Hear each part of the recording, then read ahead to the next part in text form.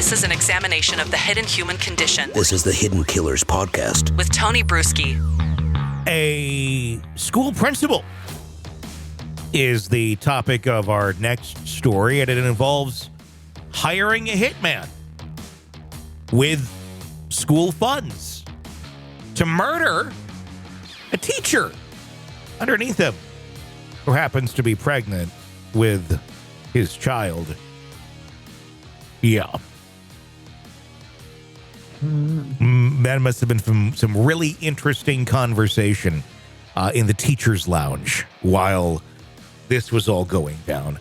Cornelius Green, the former principal at Carr Lane Visual and Performing Arts Middle School in the Lou, St. Louis, Missouri, admitted guilt on Wednesday for hiring a hitman to murder Jocelyn Peters, a teacher with whom he had been having an affair. This development unfolded after it was discovered that Peters was pregnant with Green's child, prompting him to allegedly resort to using school funds to finance the murder.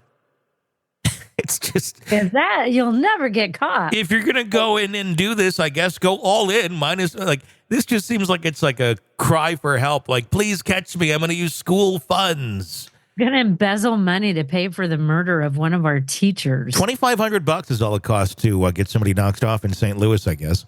And if you can't come up with $2,500, you have to go steal it from the school. Really? According to police reports, Green pled guilty to one count of murder for hire and one count of conspiracy to commit murder for hire for the killing that took place in 2016. The St. Louis Circuit Attorney Office agreed to drop the state murder charges against Green in exchange for a life sentence on federal charges. Court documents reveal that Green initiated a romantic relationship with Peters while he was still married to another woman in late 2015. When Peters became pregnant, Green feared the revelation could ruin his marriage and career. Well, you should have thought of that. He kind of took care of that himself. You did that yourself. It's not the revelation that could, it's the actions that you took that will ruin all of that. If you don't want that ruined, don't do that. Leading him to enlist the help of his childhood friend, Phillip J. Cutler, in February of 2016. That must be a fun phone call. Hey, remember me from the playground? Yeah, we used to go play over on the jungle gym. Yeah, it was great times. Remember the chocolate milk? Chocolate milk was great. Strawberry milk on Fridays. Oh, that was great. Hey, can you kill my this woman that I'm had an affair with? Hey, yeah. Want to get some chocolate milk after? Sure. I'm sure that's how that went. $2,500. $2,500. That's it. That's all it costs to hire a hitman? Really? I guess like on television, it's always like $50,000, $100,000 for a hit. The going rate's $25,000. Well, I guess if it's like your childhood friend, maybe you're getting a discount. Is there like is there Groupons for that? Like the whole thing is so horrible. Green. Like yeah. how desperate would you be to go? Yeah, I'll kill her for $2,500. Why not? Hey, deal to me. Green allegedly paid Cutler $2,500, funds which were purportedly stolen from the middle school to carry out the murder, because no one's going to find that. Yeah. You're the principal. I think you'd maybe be a little bit understanding of how finances work, and that, that's a good chunk of money out of a budget that, or just put the receipt there like hitman. Oh, that's all that is. He even used the school's address as the return address for the cash package sent to Cutler. The hitman, armed with a .38 caliber firearm and using a potato as a makeshift silencer, fatally shot Peters in her apartment while she lay in bed, prosecutors stated. To establish an alibi, Green left town on an Amtrak train to Chicago the day before the murder, leaving Cutler to execute the crime. He then returned to St. Louis after the killing and falsely reported Peters' death to authorities, feigning ignorance on the circumstances. Why is he reporting the death?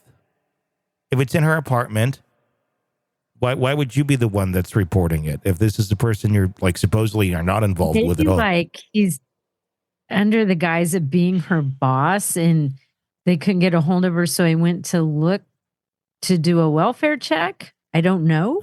The plot began to unravel when surveillance footage captured Green's car near Peters' apartment around the time of the murder. Historical location data from Cutler's cell phone. Oh, hey, also placed him near the crime scene during the incident. People are fucking idiots. Green is scheduled to be sentenced on June 5th in the Eastern District of Missouri. Meanwhile, Cutler, who faces federal charges for murder for hire, conspiracy, and murder for hire, maintains his innocence, set to stand trial on March 11th. Yeah. See, so in his mind, like, he didn't kill her. Like, whoops, I gave him $2,500 for what reason?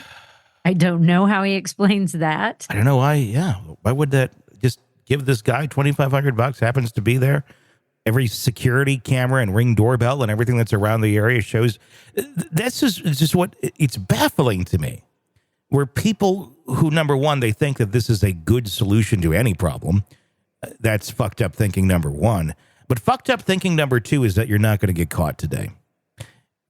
And they literally incriminate themselves with all the things that, if you're going to do this, don't do that. Like, don't have your cell phone on you when this is taking place.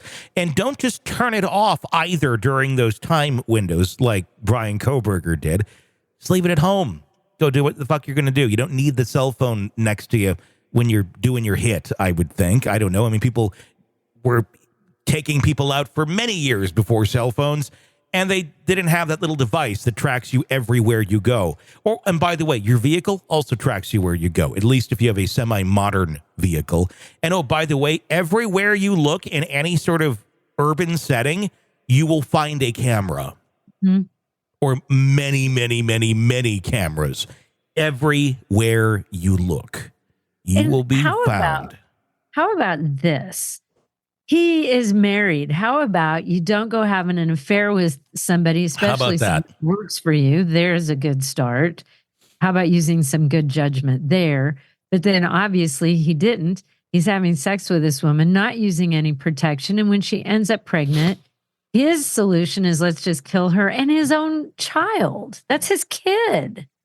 Obviously, a very self-centered, and he was worried about losing his career. So he's going to get rid of her because, it might hurt his marriage or might hurt his career. Well, you know what? They don't use elementary school principals in prison. That's how little he thought of her. Your career is kind of down the drain in prison. Yeah.